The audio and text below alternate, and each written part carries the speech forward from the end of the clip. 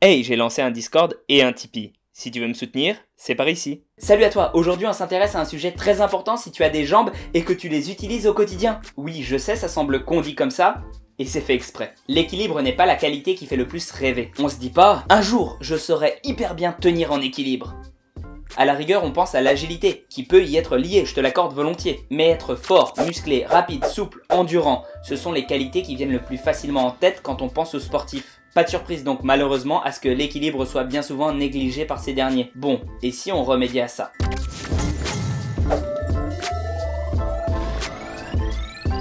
Alors d'abord on va commencer par le définir. D'après le site PubMed, il n'y aurait pas de consensus sur l'équilibre humain. On parlerait plutôt de contrôle postural. En gros, il s'agit d'être capable de se mettre ou de retourner à une position stable. C'est-à-dire qu'il n'est pas sujet à varier si on n'a pas décidé de bouger. J'aimerais cependant discerner deux types de contrôles posturaux. Tout d'abord le relativement passif. En effet, quand tu es allongé ou adossé, tu es dans une position stable. Néanmoins, il n'y a aucune action de ta part. Sans vouloir être trop morbide, tu peux allonger ou adosser un cadavre. Mais le faire tenir debout nécessitera un effort autrement plus conséquent. Et c'est justement l'actif, soit le deuxième type, qui nous intéressera dans cette vidéo. Il varie selon les individus car il est dépendant de beaucoup de paramètres sur lesquels on peut jouer. Tout d'abord, nous possédons un organe uniquement dévolu à ça, l'oreille interne. Elle nous indique notre positionnement dans l'espace grâce à des petits cristaux nageant dans un liquide. Sans rentrer dans les détails, c'est ce qui peut grandement participer à donner le mal de mer, le tournis, ou des soucis aux astronautes. Ensuite, les mécanorécepteurs. En gros, c'est le nom qu'on donne aux neurones sensoriels, système nerveux donc, sensible aux déformations mécaniques. Dit plus simplement, à ce qui agit sur nous. La catégorie qui nous intéresse, ce sont les propriocepteurs. La proprioception est simplement la capacité à savoir se situer, et donc en particulier les différentes parties de notre corps, les unes par rapport aux autres, sans avoir à utiliser la vue. Une capacité cruciale pour le contrôle postural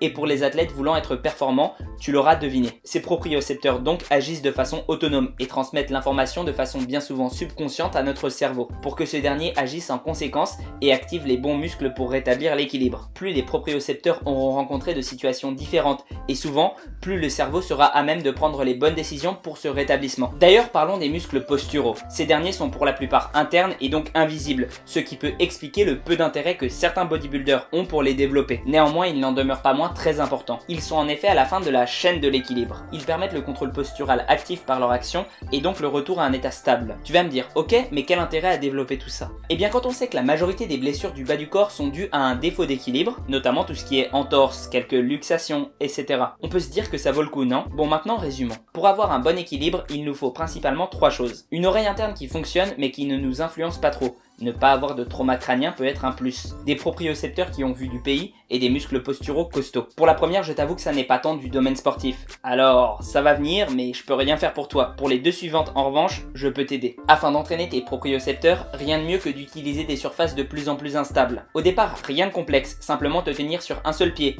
puis faire des mouvements, et fermer les yeux. Ça te semblera vraiment difficile. Ensuite, graduellement, tu pourras le faire sur une serviette pliée en rouleau, puis sur des bossus, voire carrément un plateau de Freeman. À mon sens, le meilleur instrument, mais à réserver aux plus aguerris. C'est de cette façon que ces gars-là sont arrivés à faire des trucs comme ça. Alors ouais, effectivement, pardon, ils ont aussi travaillé d'autres choses, dont je vais te parler. Il s'est dit un temps que le gainage, c'était un moyen de renforcer ses abdos visibles. Alors non, c'est un mythe, ça n'est pas vraiment le cas, surtout pour le gainage statique. Au mieux, tu renforceras un peu leur force, mais pas leur volume. En revanche, là où c'est très intéressant, c'est que le gainage fait énormément travailler les abdominaux internes. Et ce sont des muscles posturaux très important. Certains font aussi des exercices comme des squats en situation instable. Mais personnellement, je pense que hormis si c'est extrêmement contrôlé avec très peu d'instabilité, c'est excessivement dangereux et contre-productif.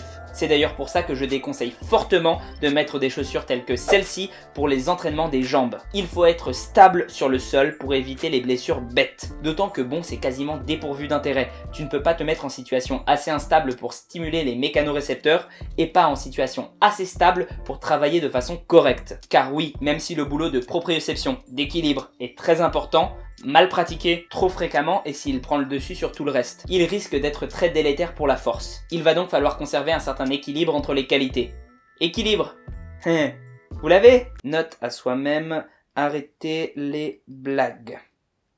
Bref, toujours est-il que c'est une vidéo qui servira surtout aux athlètes, mais aussi aux personnes plus âgées. Plus on vieillit, plus les chutes deviennent dangereuses. Un travail sur l'équilibre, raisonné, mais tout de même complet, peut être un bon moyen de pallier à ça. J'espère que tout ça t'aura intéressé, et sur ce, prends soin de toi et à la prochaine.